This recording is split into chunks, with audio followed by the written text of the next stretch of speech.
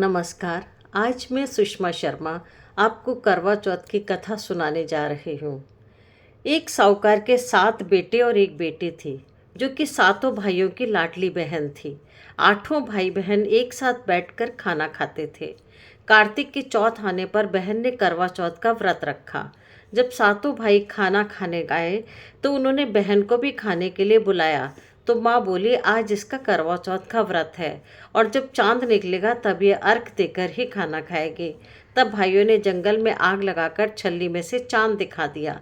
बहन भाभीियों से बोली, चलो अर्घ दे लो, चांद निकल आया है। भाभियाँ बोली कि ये तेरा चांद निकला है, हमारा चांद तो रात को निकलेगा।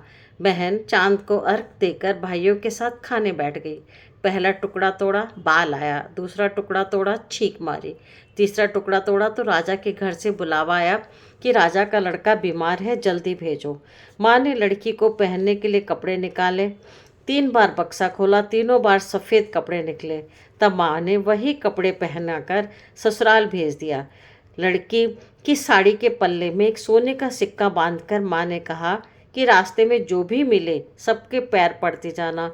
जो तुझे सुहाग की आशीष देवे उससे ही यह सिक्का देकर अपने पल्ले में गांठ लगा लेना। रास्ते में किसी ने भी पैर पड़ने पर सुहाग की आशीष नहीं दी और सबने यही आशीष दी, ठंडी हो, सब्र करने वाली हो, सातों भाइयों की बहन हो, अपने भाइयों का सुख देखने वाली हो। अब ससुराल के घर पहुंची तो दरवाजे पर छोटी ननद खड़ी मिली।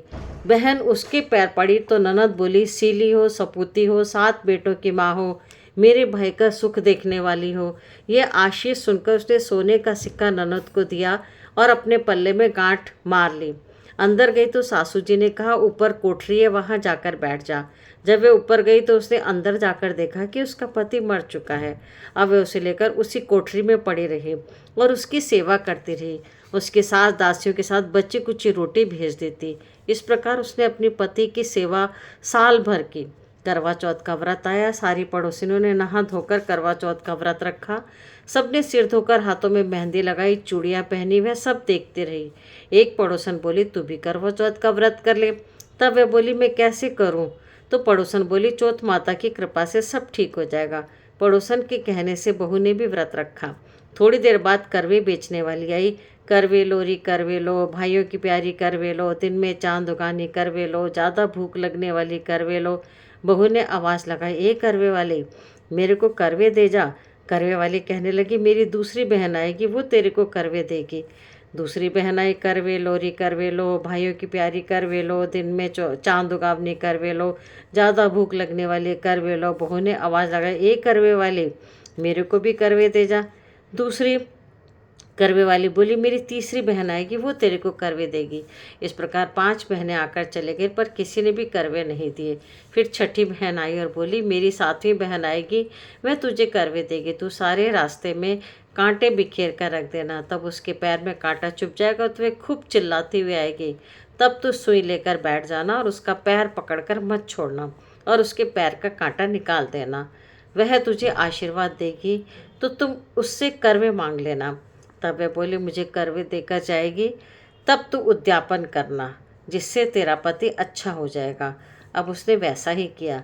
सारे रास्ते में कांटे बिछा दिए। जब 7वीं बहन करवे लेकर आई तो पाँव में कांटा चुभने के दर्द से खूब चिल्लाती हुई आई, तो उसने उसका पैर पकड़कर छोड़ा नहीं और उसका कांटा निकाल दिया। जब उसने आशीर्वाद दिया तब बहू ने उसके पैर पकड़ लिए और बोली कि जब तूने मुझे आशीर्वाद दिया है तो करवे भी देकर जाएगी। उसने बोला, तूने तो मुझे ठग लिया। यह कहकर चौथ माता ने उसे आँख में से काजल, नाखूनों में से मेहंदी, मांग में से सिंदूर और चितली उंगली का छींटा और साथ ही करवे भी दे दिए। अब करवे लेकर बहू ने उद्यापन की तैयारी की और व्रत रखा। राजा का लड़का ठीक हो गया और बोला, मैं खूब सोया। वह बोली, सोई नहीं, 12 महीने हो गए आपकी सेवा करते करते। कार्तिक की चौथ माता ने सुहाग दिया है। उसका पति बोला कि चौथ माता का उद्यापन करो। अब उसने चौथ माता की कहानी सुनी, उद्यापन कर खूब सारा चूरमा बनाया और जीमकर वे दोनों चौपड़ खेलने लगे। इतने में उसकी बांदी तेल की बनी पूरी सब्जी लेकर आई। दोनों को खेलते देखकर सासू से जाकर बोली, महलों में खूब रौनक है, तुम्हारे बहू बेटे चौपड़ खेल रहे हैं। इतनी सुनकर सासू देखने लगी। दोनों को देखकर बहुत खुश हुई। बहू ने सासू के पैर दबाए और सासू से बोली, बहू सच सच बता, तूने क्या किया? उसने सारा हाल अपनी सासू को बताया तो राजा ने सारे शहर में ढिंडोरा पिटवाया कि अपने पति के जीवन के लिए सब बहनें करवा चौथ का व्रत रखें। पहली करवा चौथ को अपने पीहर में जाकर व्रत करें। हे चौथ माता, जैसा राजा के लड़के को जीवन दान दिया वैसा सभी को देना, मेरे पति को भी देना। कहते सुनते हुंकारा भरते सभी स्त्रियों को सुहाग देना।